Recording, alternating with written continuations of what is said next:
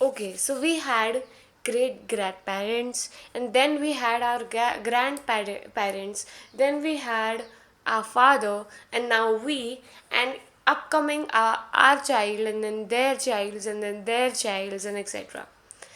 All our generations and things have changed, but one thing which has not changed since some generations are some big companies which we use in our day-to-day life. Some examples are Reliance Industrial Limited, Tata Sons and Private Limited, Mahindra and Mahindra Limited, Haldiram Private Limited.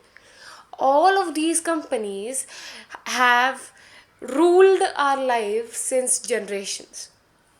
Yes, friends, welcome back to my YouTube channel. My name is Kushi Kucheria, and today in this video, this is part number 2 of chapter number 2, class 11th, Joint Stock Company. In this video, we are going to learn about meaning and features of joint stock companies. Let's start. Joint stock family business, joint Hindu family business, is one of the type of business which is found only in India. Let us understand the meaning of joint Hindu family business. Reliance Industries Limited is one of the company which was founded by Dhirubhai Ambani. In coming years, it was handover.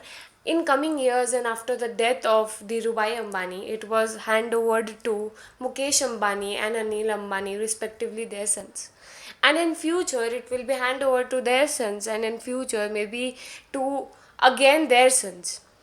This is how it is carried down over and over years ago. Yes, friends, we are talking about joint Hindu family business which is found only in India. अभी joint Hindu family business का meaning क्या है?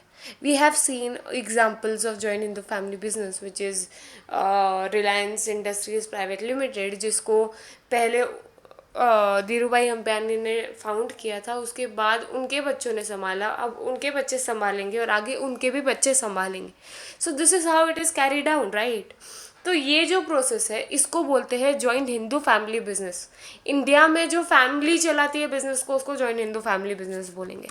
Now let us read some terms and meanings of joint Hindu family business. When a Hindu undivided family inherited by it as per Hindu law, it is called as joint Hindu family business. It exists only in India. The name suggests that it exists only in India, okay, and it is governed by Hindu Succession Act 1956. याद रखो, objectives में आ सकता. Now let us go forward with features and understand it more in detail. ठीक है, क्या features है? सबसे पहला फीचर है membership in this is by birth. No matter Anil Ambani को 2 बच्चे हैं, अगर 2 बच्चे हैं तो अगर उनके भी बच्चे हो रहे हैं, जितने भी उनके फैमिली में बर्थ हो रही है वो उसके ऊपर डिपेंड करता है कि उनकी मेंबरशिप कितनी होगी. Every child born in the family becomes a member. The head of the family, जो हेड है फैमिली का, जो मुख्य करता है, हमारे फैमिली में हमारे हेड हमारे या तो दादा दादी हो सकते हैं, उसके बाद हैंड ओवर करके हमारे पेरेंट्स, हमारे पापा मम्मी हो सकते हैं. वैसे ही इस बिजनेस में the head of the family is karta. Okay, the head of the family is karta and other members of the family are coparceners. ठीक है, फैमिली में सारे लोग एक साथ डिसीजन नहीं लेते.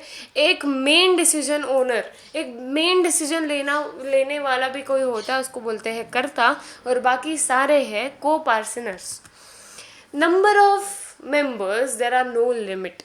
डिपेंड्स अपॉन कि कितना बर्थ है, कितना उनके घर का डेथ रेशो है, कैसे बच्चे जन्म हो रहे.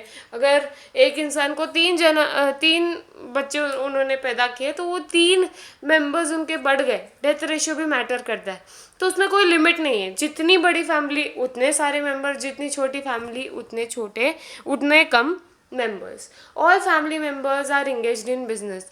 सारे फैमिली मेंबर्स इस बिजनेस में लगे पड़े हैं. The liability of karta is unlimited. सिर्फ एक कर्ता ही है, सिर्फ एक जो ओनर होगा, जो कर्ता होगा, उसकी लाइबिलिटी अनलिमिटेड है. बिजनेस में अगर हम लाइबिलिटीज पे नहीं कर पा रहे हैं और हमारे पास पैसे नहीं है तो कर्ता को अपनी पर्सनल प्रॉपर्टीज़, अपना पर्सनल सोना भी बेचना पड़ेगा लाइबिलिटीज़ को नील करने के लिए। तो सिर्फ कर्ता ही ऐसा है जिसकी लाइबिलिटीज़ अनलिमिटेड है, को पार्टनर्स की लाइबिलिटी लिमिटेड है। उनके ऊपर ऐसा कोई प्रेशर नहीं है कि तुम तुम्हारा प्रॉपर्टी बेच के हमें पैसा दो, ऐसा कुछ नहीं। को पार्टनर्स की जो लाइबिलिटी है वो लिमिटेड। नाउ नेक्स्ट इज कर्ता is the manager, controller and coordinator of the family. कर्ता ही मैनेज करेगा, सबको कंट्रोल करेगा, सबको कोऑर्डिनेट करेगा, सबको हेड करेगा, सबको रूल करेगा। Karta being the sole decision maker can take decisions. Karta एक देखो, कितना भी अगर हम मेच्योर हो गए, अगर कितना भी एजुकेटेड हो गए, एक बार कोई डिसीजन लेने के पहले हम हमारे पेरेंट्स को या फिर हमारे ग्रैंड पेरेंट्स को पूछ के ही वो डिसीजन लेंगे। तो हमारे जो मेन डिसीजन मेकर है वो तो हमारे पेरेंट्स ही है, इन मोस्ट केसेस फादर ही है। वैसे ही इस बिजनेसेस में कर्ता जो होता है वो मेन डिसीजन मेकर होता है। इन रिलायंस इंडस्ट्रीज द कर्ता विल बी अनिल अंबानी और मुकेश अंबानी, ठीक है, एंड रेस्ट आर द को partners. The profit sharing ratio keeps on changing depending upon the birth and death in the family. कितनी बर्थ है और कितनी डेथ है उसके हिसाब से प्रॉफिट शेयरिंग रेशियो बदलता रहता है। Yes, this is how we completed also this part, and I don't think so it is also hard, बहुत easy है features to understand.